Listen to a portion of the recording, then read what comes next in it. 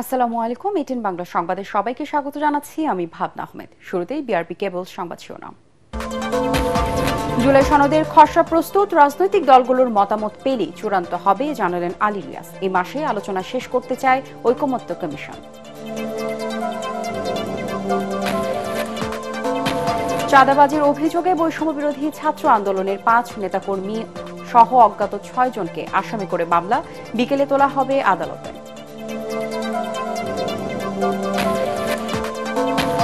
এক সপ্তাহেও উদ্ঘাটন হয়নি মাইলস্টোন স্কুলে দুর্ঘটনার প্রকৃত কারণ। বিমানের মান নিয়েও জনমনে প্রশ্ন। বার্ন ইউনিটে চিকিৎসাধীন 4 জনের অবস্থা সংকটাপন্ন। ইসির কাছে সুষ্ঠু অন্তর্ভুক্তিমূলক নির্বাচনের প্রত্যাশা জনগণের, মন্তব্য রিজভীর। দেশ পরিচালনার দায়িত্ব নিতেই এবার রাজপথে নেমেছে তরুণরা, নেত্রকোনায় নাহিদ। এবং জুলাই অভ্যুত্থানের এই দিনে নাহিদ, আসিফ, হাসনাত ও সার্জিসকে আটক করে ডিবি। গণহত্যার সাথে জড়িতদের বিচার নিশ্চিতে আলটিমেটাম দেয় বৈষম্য বিরোধী ছাত্র আন্দোলন। শুনছিলেন বিআরবি কেবল সংবাদ শিরোনাম, এবারে বিস্তারিত। যে কোনো মূল্যে 31 জুলাইয়ের মধ্যে মৌলিক সংস্কারের বিষয়ে রাজনৈতিক দলগুলোর সঙ্গে সংলাপ শেষ করতে চায় জাতীয় ঐকমত্য কমিশন।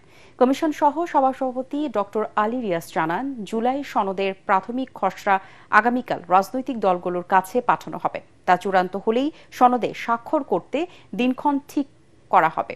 সকালে ফরেন সার্ভিস একাডেমিতে রাজনৈতিক দলগুলোর সাথে সংলাপের সূচনা বক্তব্যে তিনি এসব কথা বলেন। আলী রিয়াজ জানান, 20টি বিষয়ের মধ্যে এরই মধ্যে নোট অব ডিসেন্ট সহ 10টি বিষয়ে একমত হয়েছে দলগুলো। 7টি বিষয়ে ঐকমত্য হয়নি, আর 3টি বিষয়ে আলোচনার প্রস্তাব দেওয়া হবে। রাষ্ট্র পরিচালনার মূলনীতি, নাগরিকদের মৌলিক অধিকার সম্প্রসারণ প্রস্তাব, পুলিশ কমিশন বিষয়ে আজ আলোচনা চলছে। এছাড়া অমীমাংসিত অন্যান্য বিষয়েও আলোচনা হবে। নাগরিক অধিকার সম্প্রসারণে অঙ্গীকার করতে সব দল একমত হয়েছে বলেও জানান আলী রিয়াজ।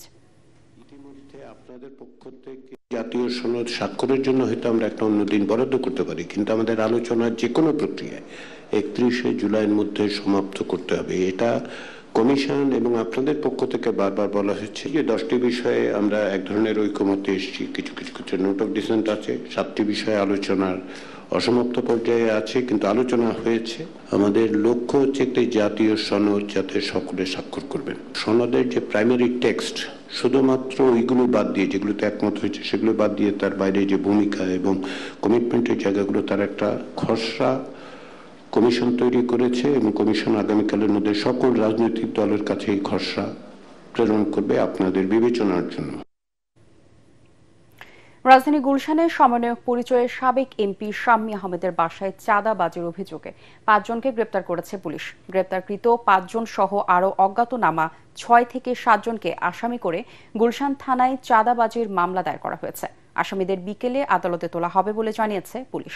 আইনশৃঙ্খলা রক্ষাকারী বাহিনীর হাতে ধরিয়ে দেওয়ার হুমকি দিয়ে কেউ চাঁদা দাবি বা মব সৃষ্টির চেষ্টা করলে 999-এ ফোন দেওয়ার পরামর্শ দিয়েছেন ডিএমপির মিডিয়া বিভাগের উপকমিশনার মোহাম্মদ তালেবুর রহমান। মিজান শাহজাহানের রিপোর্ট।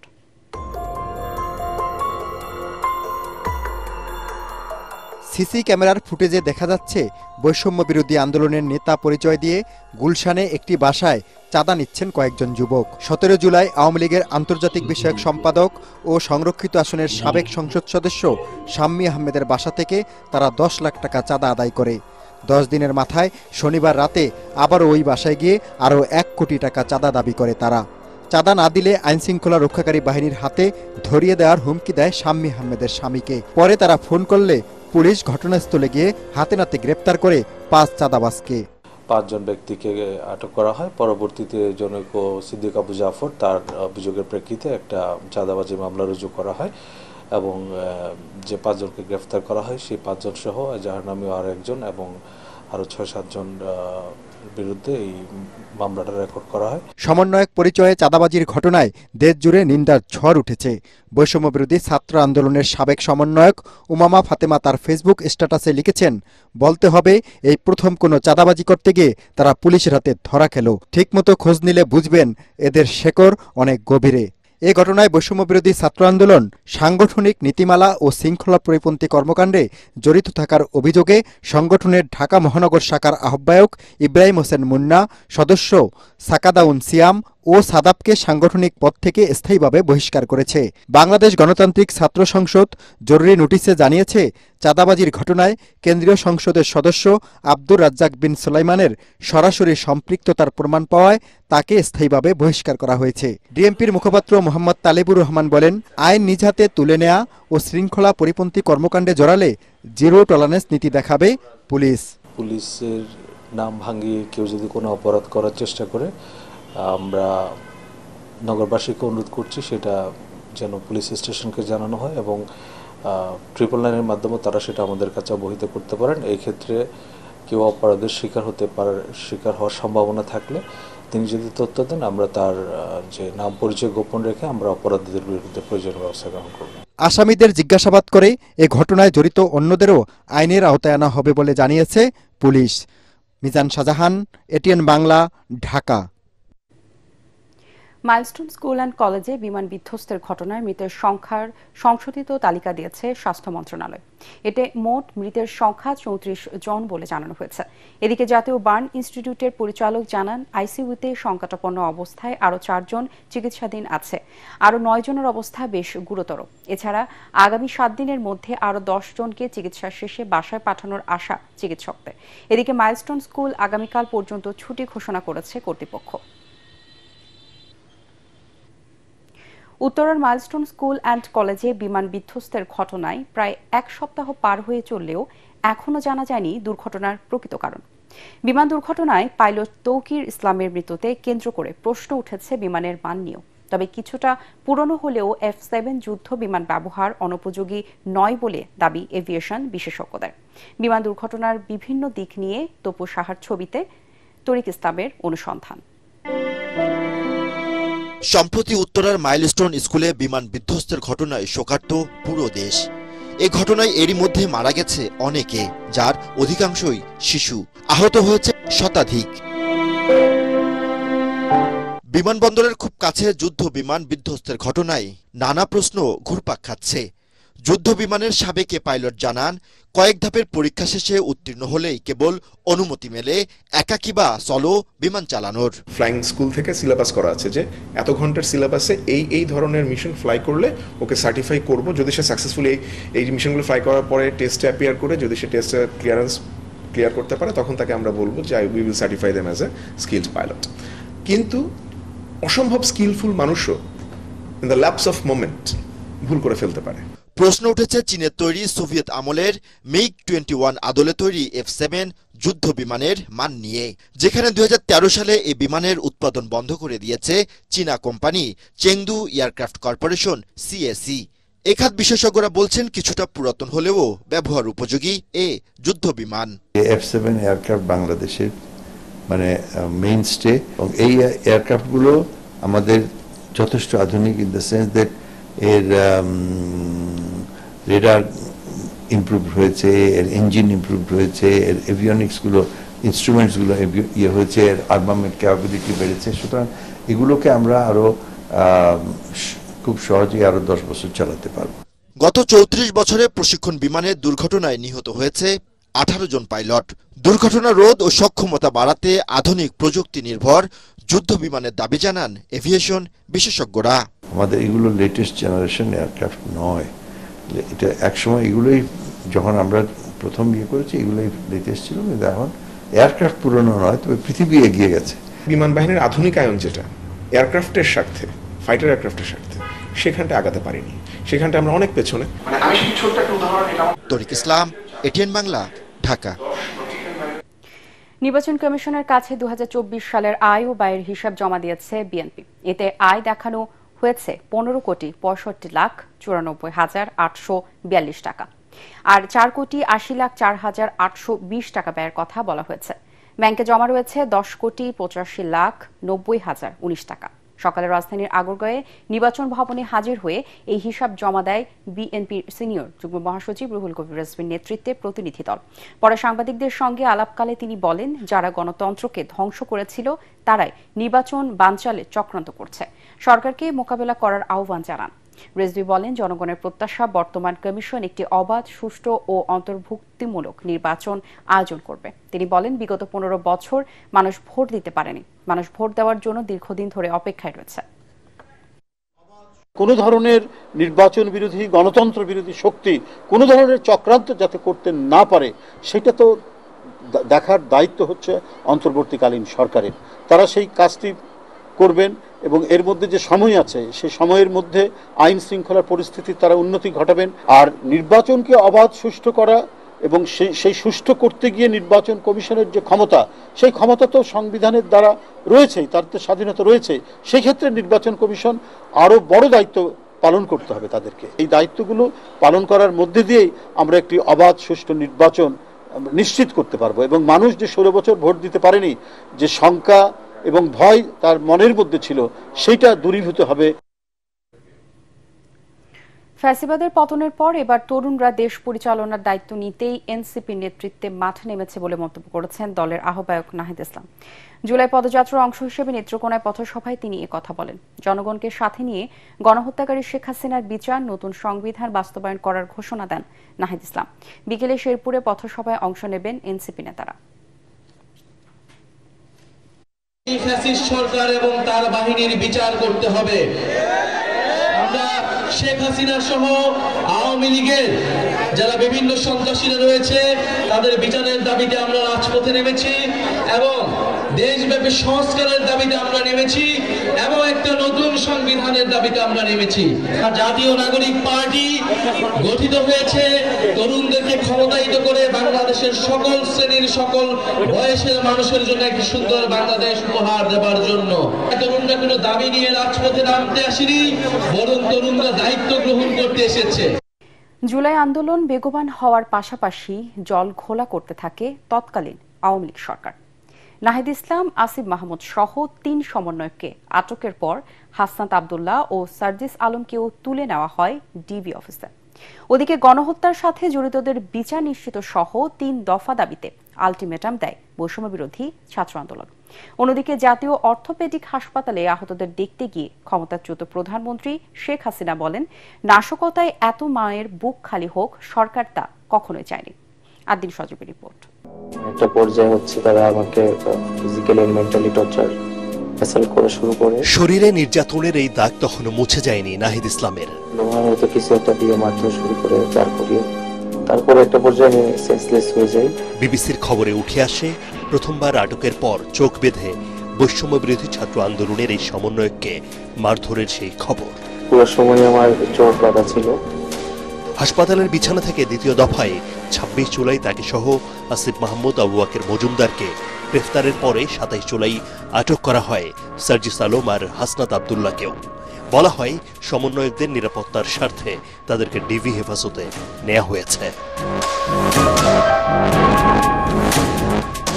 যাদের ভয়ে রীতিমতো গোপনে আন্দোলন চালিয়ে যাচ্ছিলেন সমন্বয়করা, সেই তারাই যখন নিরাপত্তার কথা বলে ডিবি অফিসে তুলে নেয়, তখন অনলাইনে তার ধিক্কার জানান বৈষম্য বিরোধী ছাত্র আন্দোলনের সমন্বয়ক আব্দুল হান্নান মাসুদ, রিফাত রশিদ ও মাহিন সরকার। আটকদের দ্রুত মুক্তি এবং শিক্ষার্থী হত্যার সাথে জড়িত মন্ত্রী, পুলিশ সহ সব দোষীদের বিচার সহ 3 দফা দাবিতে দেন 24 ঘন্টার আলটিমেটাম। মন্ত্রী থেকে শুরু করে পুলিশ কনস্টেবল পর্যন্ত যতজন এই গণহত্যার সাথে জড়িত প্রত্যেককে অব্যাহতি দিয়ে আইনের আওতায় আনতে হবে। চিকিৎসাধীন অবস্থায় সমন্বয়কদের হাসপাতাল থেকে তুলে নেয়াকে অমানবিক বলে মন্তব্য করেন বিএনপি মহাসচিব মির্জা ফখরুল ইসলাম আলমগীরও। সেদিন নারায়ণগঞ্জের সরকারি বেসরকারি ক্ষতিগ্রস্ত প্রতিষ্ঠান পরিদর্শনে গিয়ে সাবেক স্বরাষ্ট্রমন্ত্রী আসাদুজ্জামান খান কামাল বলেন, একটি মহল সোশ্যাল মিডিয়ার মাধ্যমে গুজব ছড়িয়ে সাধারণ মানুষের মধ্যে বিভ্রান্তি ছড়াচ্ছে। সোশ্যাল মিডিয়াতে তারা এই ধরনের প্রচার করেছেন। এগুলো যখন আমরা পেয়েছি তখন তাকে সেফ কাস্টডিতে আমরা নিয়েছি। আমরা তাদের কাছে জিজ্ঞাসা করছি যে কারা তাকে এই আক্রমণ করতে চাচ্ছে। আর জাতীয় পার্টির একাংশের চেয়ারম্যান রওশন এরশাদ দাবি করেন, যারা রাষ্ট্রের গুরুত্বপূর্ণ স্থাপনা ধ্বংস ও সহিংস পরিস্থিতি সৃষ্টি করেছে তাদের রাষ্ট্রদ্রোহ আইনে শাস্তির। ওদিকে জাতীয় অর্থোপেডিক হাসপাতালে আহতদের দেখতে গিয়ে শেখ হাসিনা বলেন, নাশকতায় এত মায়ের বুক খালি হোক সরকার তা কখনোই চায়নি। আমি চাই না এভাবে মায়ের কোল খালি হোক আর এভাবে মানুষ অসহায় পড়ুক। পরে ঢাকায় নিযুক্ত জাপানের রাষ্ট্রদূতের সঙ্গে সাক্ষাতে তিনি মেট্রো রেলের ক্ষতিগ্রস্ত স্টেশন দ্রুত চালু করতে দেশটির সহযোগিতা কামনা করেন। এদিকে রিমান্ডে সাবেক ভিপি নুরুল হক নূরকে বেধড়ক মারধরের পর সংবাদ সম্মেলনে তার স্ত্রীর কান্না সামাজিক যোগাযোগ মাধ্যমে ব্যাপক সাড়া ফেলে। তাকে আর রিমান্ডে আপনারা দিয়েন না, মানে তার জীবনটা অন্তত আমাদের কাছে ভিক্ষা দিন, মানে তাকে সুস্থভাবে অন্তত আমার দুটো বাচ্চার মুখের দিকে তাকায়, মানে আমি আর কিচ্ছু চাই না। প্রয়োজনে হ্যাঁ ও রাজনীতি করতে হবে না, আমি ওকে রাজনীতি করতে দিব না। আদিন সজীব, এটিএন বাংলা, ঢাকা। যুক্তরাষ্ট্র থেকে 25টি বোয়িং কেনার আদেশ দেওয়া হয়েছে বলে জানিয়েছেন বাণিজ্য সচিব মাহবুবুর রহমান। 29 ও 30 জুলাই শুল্ক কমানোর বিষয়ে ওয়াশিংটনে বৈঠক হবে বলেও জানান তিনি। সচিবালয়ে এসব কথা বলেন তিনি। যুক্তরাষ্ট্র থেকে বেশি দামে গম, সয়াবিন, তুলা আমদানি করলেও জিনিসপত্রের দাম বাড়বে না বলে মনে করেন বাণিজ্য সচিব। তিনি বলেন, যুক্তরাষ্ট্রের নতুন শুল্ক হার 20% নিচে আশা করছে বাংলাদেশ। বর্তমানে দেশটির সাথে বাণিজ্য ঘাটতি $6 বিলিয়ন। আগামী 2 বছরে 3 বিলিয়নে নামিয়ে আনার পরিকল্পনা নেওয়া হয়েছে। আমরা যখন ইউএসটিআর এর সাথে আলোচনায় বসবো তখন আমাদের আপনার ব্যক্তি খাতের যে ব্যবসায়ীরা তারাও বসবেন ওই সমস্ত অ্যাসোসিয়েশনের সাথে। তো আশা করি যে সেখানে তাদের মধ্যেও একটা সমঝোতা হবে এবং সয়াবিন কেনার, তুলা কেনার প্রসঙ্গ আগেই আমরা যোগাযোগ করে প্রায় চূড়ান্ত করেছি। তুলা আমরা এখনো সেখান থেকে আমদানি করি। টাঙ্গাইলের ঘারিন্দা ট্রেন স্টেশনে এক যুবতীকে গণধর্ষণের ঘটনায় অভিযুক্ত 3 জনকে গ্রেপ্তার করেছে পুলিশ। শুক্রবার গভীর রাতে গণধর্ষণের শিকার ওই নারী শনিবার দুপুরে টাঙ্গাইল সদর থানায় মামলা দায়ের করেন। রেল পুলিশ জানায়, চট্টগ্রামে যাওয়ার কথা থাকলেও ঢাকা বিমানবন্দর থেকে ভুল করে মেয়েটি উত্তরবঙ্গগামী ট্রেনে ওঠে। পরে বিষয়টি বুঝতে পারলে রাত 12:30টার দিকে টাঙ্গাইলের ঘারিন্দা রেল স্টেশনে নামেন তিনি। পরে জিআর পুলিশ দুলাল নামে এক সিএনজি চালককে মেয়েটিকে ঢাকাগামী ট্রেনে উঠিয়ে দেওয়ার কথা বলেন। এ সময় দুলাল ও তার সহযোগীরা মেয়েটিকে ধর্ষণ করে স্টেশনে ফেলে রেখে যায়। পরে পুলিশ অভিযান চালিয়ে অভিযুক্ত দুলাল চন্দ্র, সজীব খান ও রূপ মিয়াকে গ্রেপ্তার করে।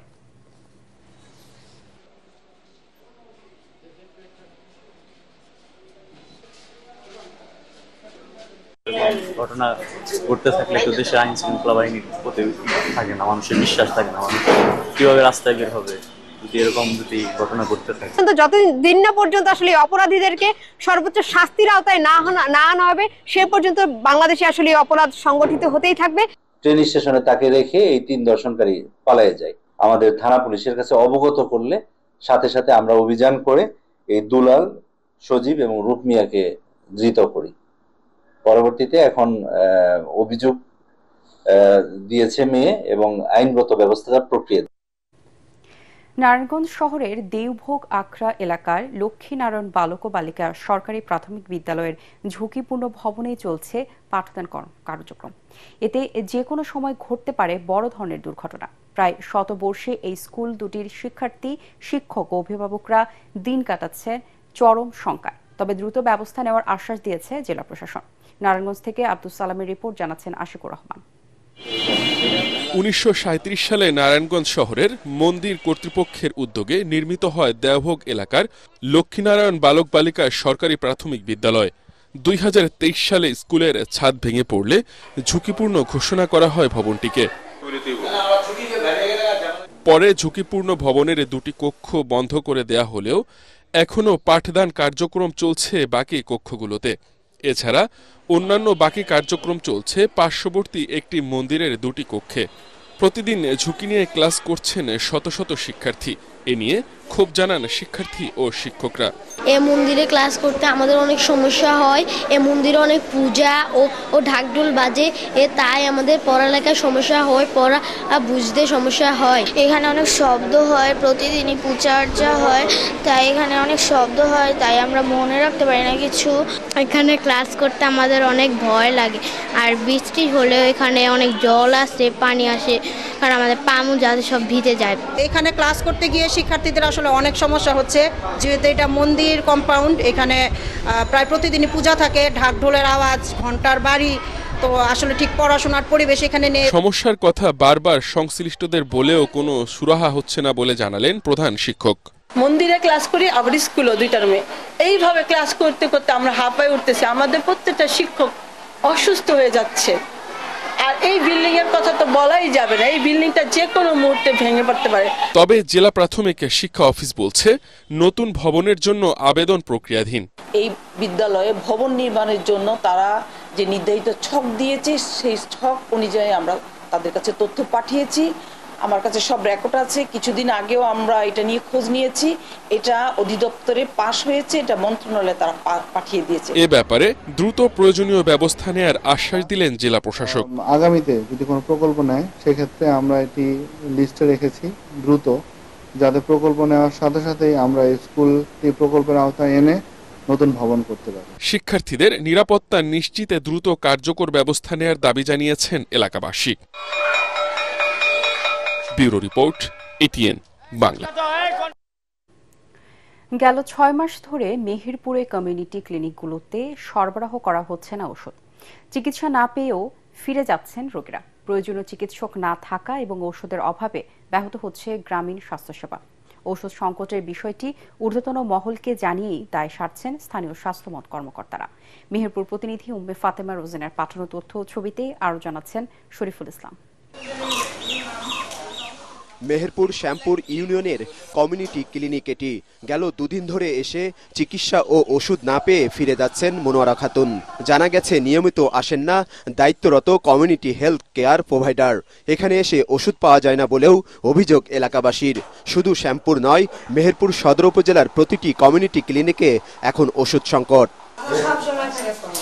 গেল বছর ডিসেম্বরে সর্বশেষ ওষুধের বরাদ্দ পেলেও অধিকাংশ কমিউনিটি ক্লিনিকে তা শেষ হয়েছে 2 মাসের মধ্যেই।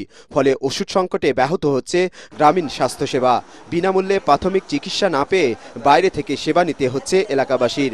আর্থিক অসচ্ছলতায় চিকিৎসা না পেয়ে রোগে ভুগছেন অনেকে।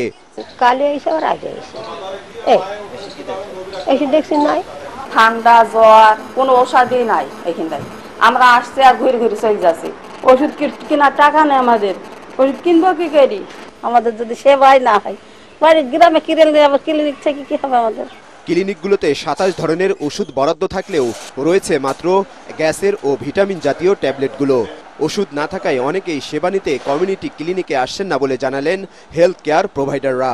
যেটুকু সেবা দেওয়ার দরকার দিতে পারছি, কিন্তু যে ঔষধটা তাদের দরকার প্রয়োজন, ঠান্ডা জ্বর কাশি এগুলা কিছুই দিতে পারছি না। এই কারণে আর কি রোগীরা একটু অসন্তুষ্ট প্রকাশ করছে। বিষয়টি ঊর্ধ্বতন মহলের নজরে দেওয়া হয়েছে বলে জানালেন উপজেলা স্বাস্থ্য ও পরিবার পরিকল্পনা কর্মকর্তা। সকল বিষয় বেসিক্যালি আমাদের ঊর্ধ্বতন কর্তৃপক্ষ জানেন, যদিও আমরা অফিসিয়াল এখনো পর্যন্ত চিঠি পাইনি, তবে আমরা আশা করছি খুব দ্রুত ইনশাল্লাহ আমরা আমাদের এই কোয়ার্টারের যে ওষুধ সেগুলো পেয়ে যাব। মেহেরপুর সদর উপজেলায় 26টি কমিউনিটি ক্লিনিক রয়েছে। Bureau report, ATN Bangla. এবারে আল-আরাফাহ ইসলামী ব্যাংক অর্থ সংবাদ।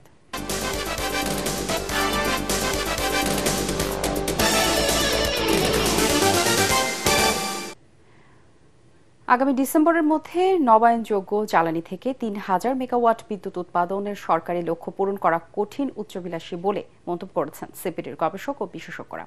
জাতীয় রুফটপ সোলার কর্মসূচির নকশা বাস্তবায়ন, পর্যবেক্ষণ ও মূল্যায়ন কাঠামো বিষয়ে সেমিনারে এসব কথা বলেন আলোচকরা। সেমিনারে সিপিডির গবেষণা পরিচালক ডক্টর খন্দকার গোলাম মোয়াজ্জেম বলেন, তড়িঘড়ি করে সোলার প্যানেল থেকে বিদ্যুৎ উৎপাদনের টার্গেট বাস্তবায়নের বিষয়ে সতর্কভাবে এগোতে হবে। এটি যেন কারো পকেট ভারী করার উদ্যোগে পরিণত না হয় তা নিশ্চিত করতে হবে।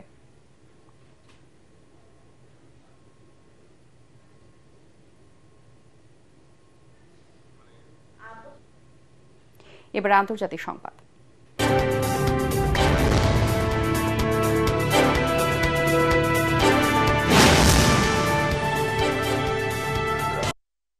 খাদ্য ও চিকিৎসা সেবা সহায়তার অংশ হিসেবে গাজার নির্দিষ্ট কিছু এলাকায় প্রতিদিন 10 ঘণ্টা সামরিক অভিযান বন্ধ রাখার ঘোষণা দিয়েছে ইসরায়েল। ত্রাণ নিতে আসা অসহায় গাজাবাসীর উপর বর্বর হামলা চালানো নিয়ে বিশ্বব্যাপী সমালোচনার পরে এই সিদ্ধান্ত নিল ইসরায়েল। এদিকে অবরুদ্ধ গাজাবাসীর জন্য ত্রাণ সামগ্রী নিয়ে যাওয়ার সময় আন্তর্জাতিক অলাভজনক সংস্থা ফ্রিডম ফ্লোটিলা কোয়ালিশন কোয়ালিশনের জাহাজ হান্দালাকে বাধা দিয়েছে ইসরায়েলি বাহিনী। সংস্থাটি জানিয়েছে জাহাজটির যাত্রীদের অপহরণ করে নিয়ে যাওয়া হয়েছে। জাহাজটি গাজা উপকূল থেকে প্রায় ৪৭ কিলোমিটার দূরে আন্তর্জাতিক জলসীমায় ছিল। ইসরায়েলি বাহিনী জাহাজটিতে থাকা সব ক্যামেরা বন্ধ করে দেওয়ায় জাহাজটির সাথে সংস্থাটির যোগাযোগ বিচ্ছিন্ন হয়ে যায়। দক্ষিণ পূর্ব এশিয়ার দুই দেশ থাইল্যান্ড ও কম্বোডিয়াকে যুদ্ধ বন্ধ করতে আহ্বান জানিয়েছেন যুক্তরাষ্ট্রের প্রেসিডেন্ট ডোনাল্ড ট্রাম্প। দেশ দুটির নেতাদের সঙ্গে তার আলোচনা হয়েছে এবং উভয় পক্ষই দ্রুত শান্তি আলোচনায় বসতে সম্মত হয়েছে বলেও জানিয়েছেন তিনি।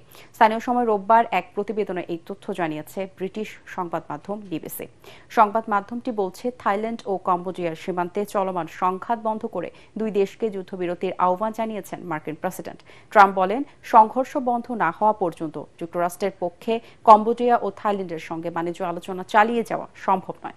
শান্তি প্রতিষ্ঠার জন্য আলোচনায় ফিরে আসার ইচ্ছে প্রকাশ করেছেন। এবারে থাকছে খেলার খবর।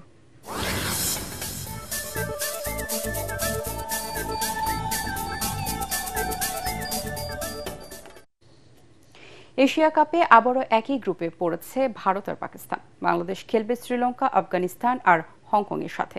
এশিয়ান ক্রিকেট কাউন্সিল আনুষ্ঠানিকভাবে সূচি প্রকাশ করে জানিয়ে দেয়, এই টুর্নামেন্ট আয়োজন নিয়ে আর কোনো অনিশ্চয়তা নেই। রিপোর্ট করছেন এস.এম. আশরাফ। ঢাকায় এসিসির বার্ষিক সাধারণ সভার পরও যখন এই টুর্নামেন্টের সূচি নিশ্চিত করা যায়নি, তখন এশিয়া কাপ ক্রিকেট আয়োজন নিয়ে নানা জল্পনা কল্পনা শুরু হয়ে যায়। যদিও আশাবাদী ছিলেন এসিসির চেয়ারম্যান মহসিন নাকভি।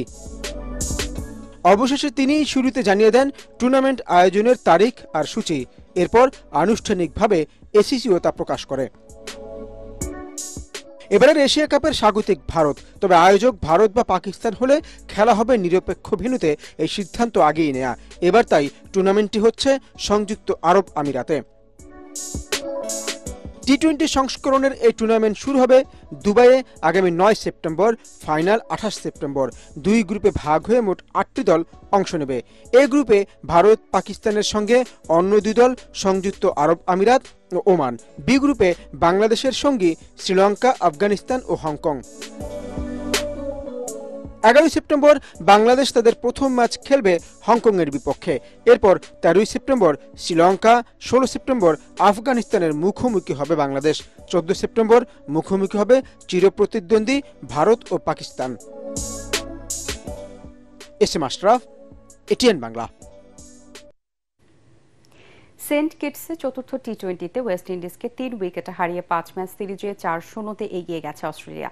আগে ব্যাট করে 9 উইকেটে 205 রান তোলে ক্যারিবীয়রা। সর্বোচ্চ 31 রান আসে শেরফান রাদারফোর্ডের ব্যাটে। এছাড়া 28 রান করেন রফমান পাওয়েল এবং রোমারিও শেফার্ড। জবাবে ক্যামেরন গ্রিনের 35 বলে অপরাজিত 55 আর জস ইংলিশের 51 রানের ইনিংসে 3 উইকেট আর 4 বল হাতে রেখে জয় তুলে নেয় অস্ট্রেলিয়া। হারারিতে ত্রিদেশীয় টি-20 সিরিজের ফাইনালে দক্ষিণ আফ্রিকাকে 3 রানে হারিয়ে শিরোপা জিতেছে নিউজিল্যান্ড। আগে ব্যাট করে 5 উইকেটে 180 রান তোলে কিউইরা। সর্বোচ্চ 47 রান করেন ডেভন কনওয়ে এবং রাচিন রবীন্দ্র। জবাবে 19তম ওভার শেষে জয়ের দ্বারপ্রান্তে চলে যায় দক্ষিণ আফ্রিকা।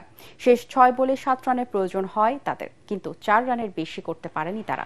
তাদের 6 উইকেটে 177 রানে থামে দক্ষিণ আফ্রিকার ইনিংস। শেষ করার আগে বিআরবি কেবল সংবাদ শিরোনামগুলো জানিয়ে দিব আরও একবার। জুলাই সনদের খসড়া প্রস্তুত, রাজনৈতিক দলগুলোর মতামত পেলেই চূড়ান্ত হবে জানালেন আলী রিয়াজ। এ মাসে আলোচনা শেষ করতে চায় ঐকমত্য কমিশন। চাঁদাবাজির অভিযোগে বৈষম্য বিরোধী ছাত্র আন্দোলনের 5 নেতাকর্মী সহ অজ্ঞাত 6 জনকে আসামি করে মামলা বিকেলে তোলা হবে আদালতে।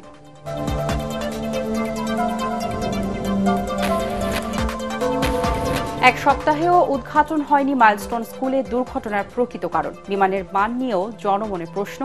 বার্ন ইউনিটে চিকিৎসাধীন 4 জনের অবস্থা আশঙ্কাজনক। ইসির কাছে সুষ্ঠু অন্তর্ভুক্তিমূলক নির্বাচনের প্রত্যাশা জনগণের মন্তব্য রিজভির। দেশ পরিচালনার দায়িত্ব নিতেই এবার রাজপথে নেমেছে তরুণরা, নেত্রকোনায় নাহিদ। এবং জুলাই অভ্যুত্থানের এই দিনে নাহিদ, আসিফ, হাসনাত ও সার্জিসকে আটক করে ডিবি। গণহত্যার সাথে জড়িতদের বিচার নিশ্চিতে আলটিমেটাম দেয় বৈষম্য বিরোধী ছাত্র আন্দোলন। পরবর্তী সংবাদ দেখার আমন্ত্রণ জানিয়ে এখনকার মতো শেষ করছি। এটিএন বাংলা সংবাদ ইউটিউবে দেখতে ব্রাউজ করুন youtube/ATN Bangla News। ধন্যবাদ সবাইকে।